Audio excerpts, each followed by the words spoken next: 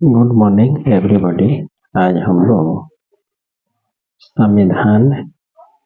में लिखित उपराष्ट्रपति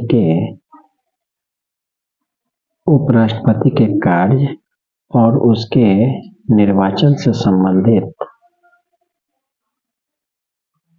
विषयों के बारे में अध्ययन करेंगे। उपराष्ट्रपति भारतीय संविधान के अनुच्छेद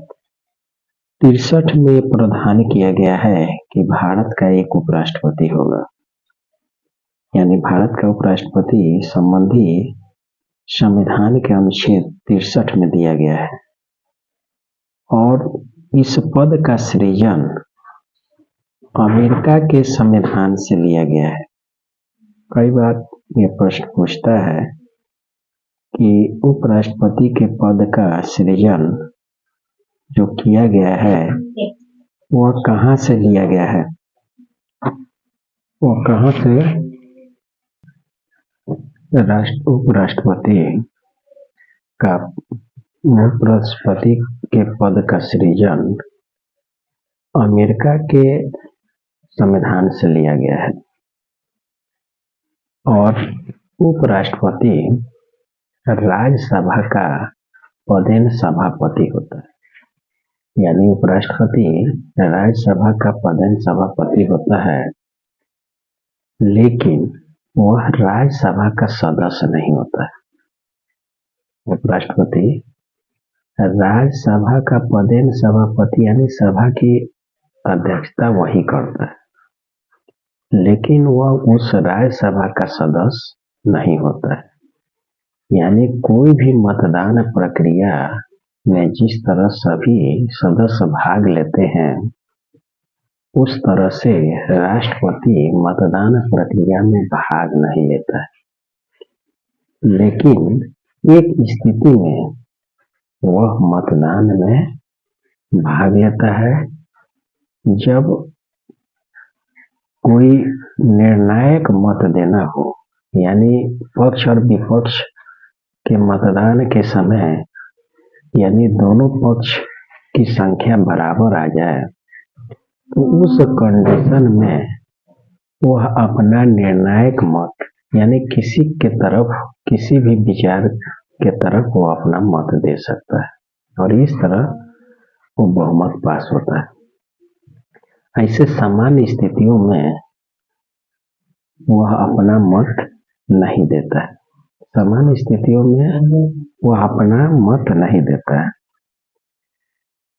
इसके अलावा उपराष्ट्रपति की योग्यता है, यानी उपराष्ट्रपति बनने के लिए क्या उसकी अर्हता होनी चाहिए। तो सबसे पहले वह भारत का नागरिक हो, जिसकी उम्र 35 वर्ष की हो चुका हो और राज्यसभा के सदस्य बनने की अर्हता उसके अंदर होनी चाहिए। यानी भारत का नागरिक हो, 35 वर्ष का हो चुका हो और राज्यसभा बनने की अर्हता उसके अंदर होनी चाहिए और किसी भी लाभ के पद पर नहीं होना चाहिए, यानी किसी विधानसभा या किसी अन्य क्षेत्र के अन्य किसी पोस्ट पर यदि वो पहले से है तो उपराष्ट्रपति बनने के पश्चात उसका वह पद रिक्त माना जाएगा और उपराष्ट्रपति के पद पर रहते हुए उसे एक निश्चित मासिक वेतन दिया जाता है, अन्य भत्ते भी मिलते हैं, अन्य सुविधाएं भी मिलती है। उसका वेतन भत्ता समय समय पर बढ़ोतरी होती रहती है, इसलिए वर्तमान समय में उसके वेतन को यहाँ नहीं बताया जा रहा है, क्योंकि बदलती हुई परिस्थितियों में उसके वेतन भत्ते बदलते रहते हैं। इसलिए आप उसके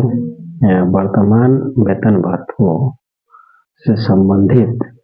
अद्यतन जानकारी आपको अपडेट रखना पड़ेगा। यहाँ पर हम बताने जा रहे हैं कि उसको वेतन भी मिलता है, रिटायरमेंट के बाद उसे पेंशन और भत्ता भी मिलता है, और वह उपराष्ट्रपति राज्यसभा का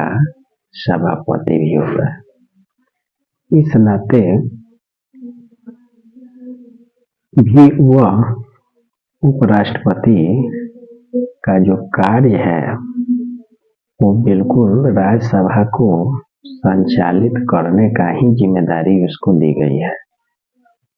और यदि राष्ट्रपति किसी कारणवश बीमार पड़ जाए या वो अक्षम हो जाए या मर जाए या पद त्याग दे, तो ऐसी स्थिति में उपराष्ट्रपति सभापति का काम न करके वह राष्ट्रपति का भी कार्य करने लगता है। यानी सामान्य स्थितियों में उसे राज्यसभा के सभापति का कार्य करना होता है, लेकिन यदि राष्ट्रपति का पद किसी भी कारणवश राष्ट्रपति की मृत्यु होने पर, त्याग पत्र देने पर या अस्वस्थ हो जाने की स्थिति में या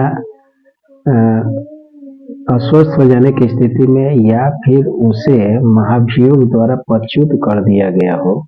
तो इन स्थितियों में उसका पद जब रिक्त हो जाता है तो उपराष्ट्रपति जो सभापति का कार्य करता है वो सभापति का कार्य नहीं करेगा बल्कि राष्ट्रपति का कार्य करेगा। और जब राष्ट्रपति का कार्य करेगा तो उसे राष्ट्रपति के वेतन, भत्ते तथा अन्य सुविधाएं उसको मिलेगी। और इस दौरान राष्ट्रपति रहते हुए जो उपराष्ट्रपति कार्य करता है तो उसके सभी कार्य राष्ट्रपति की तरह ही माने जाएंगे, जैसा मानो कि कोई राष्ट्रपति कार्य कर रहा हो। यानी उसके द्वारा लिए गए निर्णय, लिए गए सारे फैसले पूरी तरह से मान्य होंगे और वह राष्ट्रपति की तरह ही कार्य करेगा। लेकिन उपराष्ट्रपति जब राष्ट्रपति के रूप में कार्य करता है तो यह कार्यकाल उसका केवल 6 माह के लिए ही होता है। यानी 6 माह तक ही वो राष्ट्रपति का कार्य कर सकता है और 6 माह के अंदर नए राष्ट्रपति का चुनाव हो जाना चाहिए। जब तक नए राष्ट्रपति का चुनाव नहीं हो जाता, बन नहीं जाता, 6 महीना के अंदर वह सारे कार्यों को राष्ट्रपति की तरह कार्य करता है और उसको सारी वेतन, भत्ते, सुविधाएं सब राष्ट्रपति की तरह ही उसको मिलते हैं। यानी राष्ट्रपति के रूप में कार्य करेगा तो वेतन उसको उपसभापति या उपराष्ट्रपति का नहीं मिलता है, बल्कि राष्ट्रपति को जो वेतन मिलता है वो वेतन उपराष्ट्रपति को मिलेगा। लेकिन जैसे ही राष्ट्रपति से आ जाता है या नया चुनाव हो जाता है या नया राष्ट्रपति बन जाता है,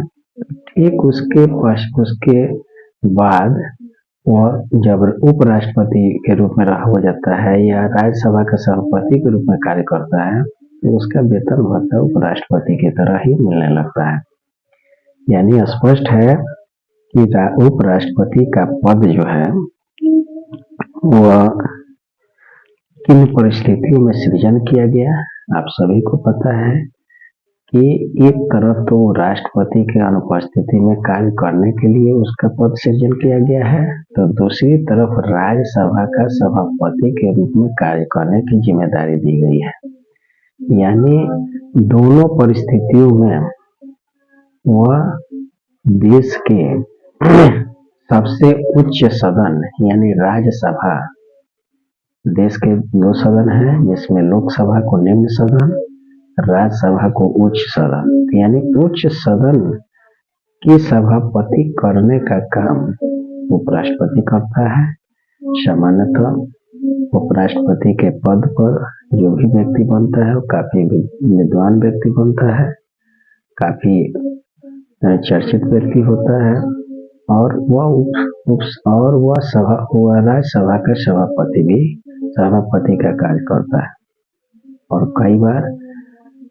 उपराष्ट्रपति राष्ट्रपति के भी कार्य भी किए हैं। देश के देश के एस राधा कृष्णन ऐसे पहले उपराष्ट्रपति हैं जिन्होंने 2 बार उपराष्ट्रपति के रूप में कार्य किया और 1 बार उन्होंने राष्ट्रपति के रूप में भी कार्य किया। उसके बाद कोई भी उपराष्ट्रपति 1 बार से अधिक उपराष्ट्रपति के रूप में कार्य नहीं कर सका, यानी 1 बार बने और हट गए, यानी दूसरा कोई बन गया, न तो दोबारा उपराष्ट्रपति बने और न ही कभी राष्ट्रपति बने। तो इस तरह से हम देखते हैं कि उपराष्ट्रपति का पद भारतीय संविधान के अनुच्छेद 63 के अंतर्गत दिया गया है और यह पद अमेरिका के संविधान से लिया गया है। और उपराष्ट्रपति भारत का एक महत्वपूर्ण पद है, गरिमापूर्ण पद है, जिस पर राष्ट्रपति के समकक्ष ही उसको माना जाता है और उसकी क्या क्या योग्यता अर्हता होनी चाहिए, इसको हमने ऊपर में आपको बताया। इन्हीं सारी बातों को ध्यान में रखते हुए हम लोग उपराष्ट्रपति के जो कार्य है उसको मैंने बताया, उपराष्ट्रपति की क्या अर्हता होनी चाहिए, उपराष्ट्रपति के पद का सृजन क्यों और किन परिस्थितियों में किया गया, कहाँ से लिया गया और उसको किन किन परिस्थितियों में कार्य करना होता है, उसको वेतन भत्ते अन्य सुविधाएं कहाँ और कैसे मिलती है, इन सारी बातों का जिक्र मैंने ऊपर किया। हमको उम्मीद है कि आपको ये वीडियो काफी पसंद आया होगा। धन्यवाद।